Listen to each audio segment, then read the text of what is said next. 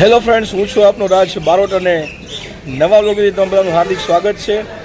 આજનો પ્લાન કંઈક અલગ છે. આજ જવાનું છે આપણે પાટણ વાવ અને કુલ 6 મિત્રો આપણી સાથે જોડાવાના છે. તો બ્લોગની અંદર બેના રહેજો અને ઘરેથી તો બ્લોગ બનાવવાનો ટાઈમ ન મળ્યો એટલે અહીં આવી ગયા છીએ પધારો હોટલ પર. અને હવે અમારા 5 મિત્રો આવે છે બરાબર, એટલે 6 મિત્રો 3 ગાડી કરીએ મોજ. વે ટુ પાટણ વાવ, બન્યા રહેજો. અને મિત્રો મેહુલભાઈ આવી ચૂક્યા છે. તો મેહુલભાઈ શું કે મજામાં? હા, પેલા તો ગુડ મોર્નિંગ, રામે રામ. વાહ વાહ વાહ. તો મિત્રો મેહુલભાઈ આવી ગયા છે. હવે આગળનો પ્લાન જોઈએ આપણે કોણ કોણ આવે છે. હજી 4 મિત્રો બાકી છે આપણા. મિત્રો જયદીપભાઈ આવી ગયા છે. હા, આવો આવો જયદીપભાઈ આવો. મિત્રો પ્રેમલભાઈ પણ આવી ગયા છે અને કરણભાઈ પણ આવી ગયા છે.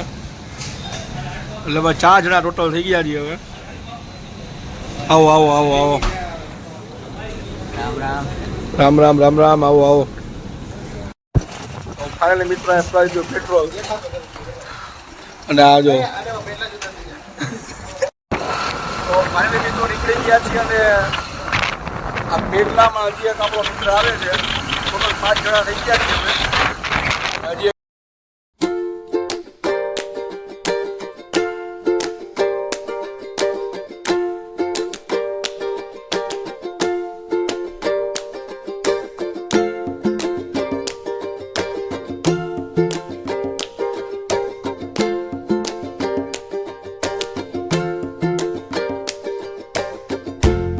તો ફાઇનલી મિત્રો આપણે અહીંયા ઊભા રહી ગયા છીએ અને હવે આવે દેવાજ ગઢવી, એની રાહ જોઈ છીએ આપણે.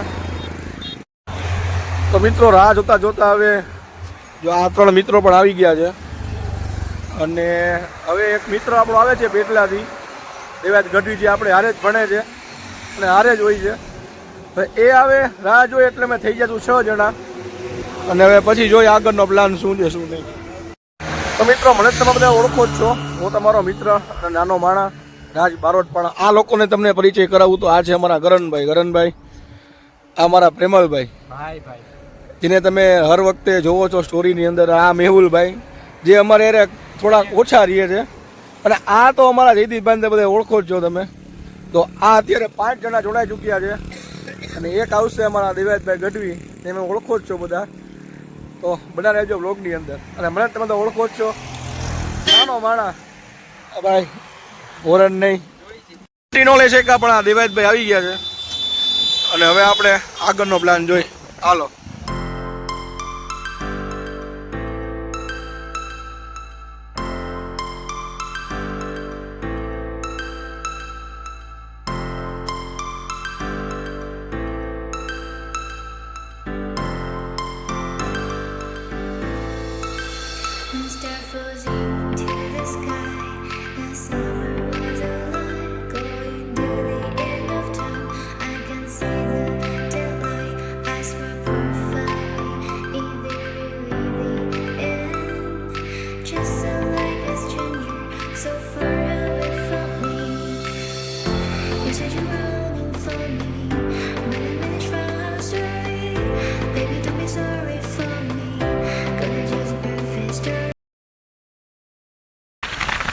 ફાઇનલી મિત્રો અહીંયા હોટલ બનગઢ અમારા ભાઈ.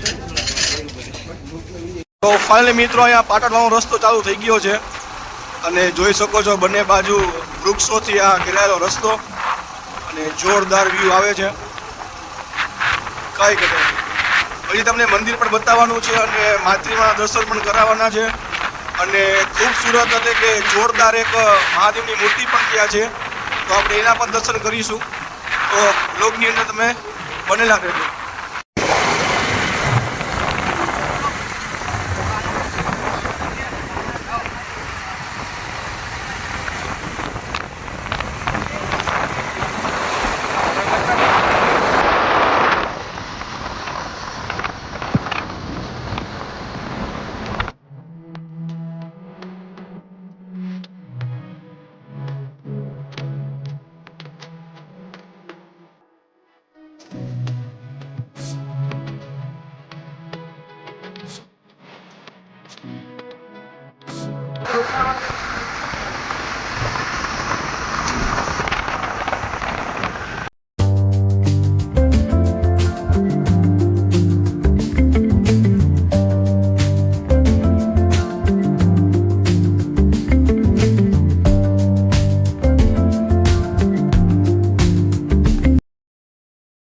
તો જોઈ શકો છો મિત્રો, હવે પાટણમાં થોડોક જ દૂર છે, એટલે કે ઓસમ પર્વત. અને આ પર્વત તમે જોઈ શકો છો ને ચારે તરફ આ જોરદાર જે નજારો છે ને, ખરેખર પ્રકૃતિ પ્રેમીને અહીંયા આવવું બહુ જરૂરી છે. તો અહીંયા આવો અને બધા જો વ્લોગની અંદર હજી એમાં બહુ મોટી મહાદેવની મૂર્તિ પણ આવશે, અને આગળ તમને શક્ય હશે તો મંદિરના અંદરના પણ તમને દર્શન કરાવતો રહીશ. તો બને રહેજો મારા વ્લોગની અંદર.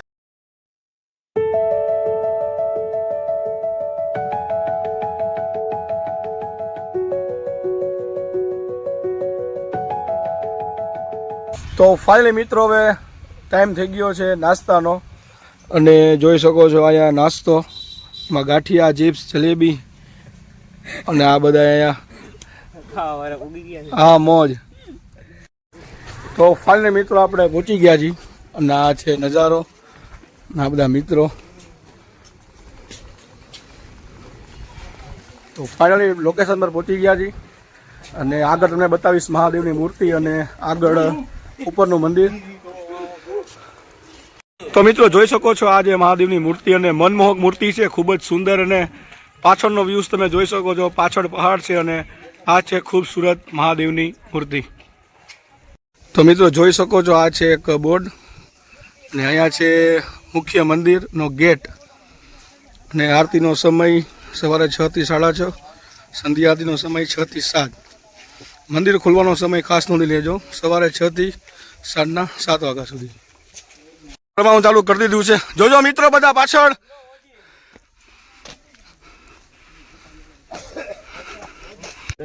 ફાઇનલી મિત્રો 30% અમે ચડી ગયા છીએ, અને આયા લીધો છે નાનો એવો બ્રેક.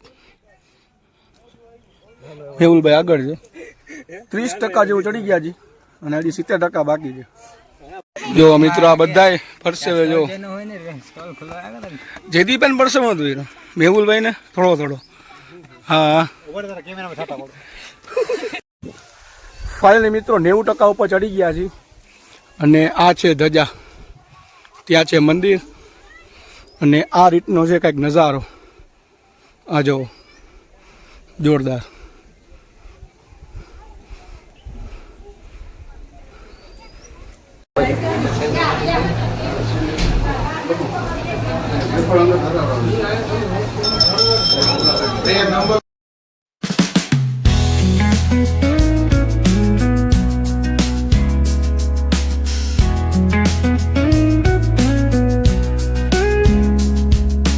મિત્રો જોઈ શકો છો આ છે ઉપર જાગનાથ મહાદેવનું મંદિર. હર હર મહાદેવ. તો ફાઇનલી મિત્રો મંદિર દર્શન તમને કરાવી દીધા છે, અને હજી પણ બ્લોગમાં બન્યા રહેજો. હવે આપણે નીચે ઉતરવાનું ચાલુ કરી દીધું છે, અને કંઈક આ રીતનો નજારો તમને બતાવ્યો મેં. જોરદાર નજારો છે, સામે એક પર્વતમાળા દેખાઈ રહી છે. તો હજી બન્યા રહેજો મારા બ્લોગની અંદર.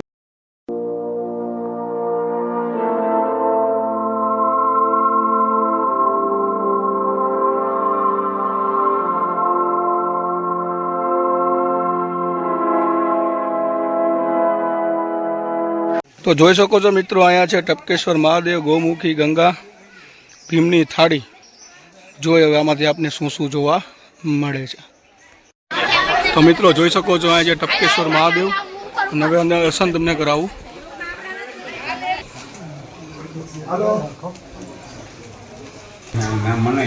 તો મિત્રો જોઈ શકો છો તમે, અહીંયા આ છે ટપકેશ્વર મહાદેવના મંદિર, અને અહીંયા પૂજારી બેઠા છે. આ સતત અહીંથી પાણી ટપક્યા રહીએ છે, અને આ છે મહાદેવનું મંદિર. તો મિત્રો આ છે ગૌમુખી ગંગા, અને અંદરનો સીન તમને બતાવવાની કોશિશ કરી રહ્યો છું. સતત પાણી ટપક્યા કરે છે, જોઈ શકો છો આ રીતનું.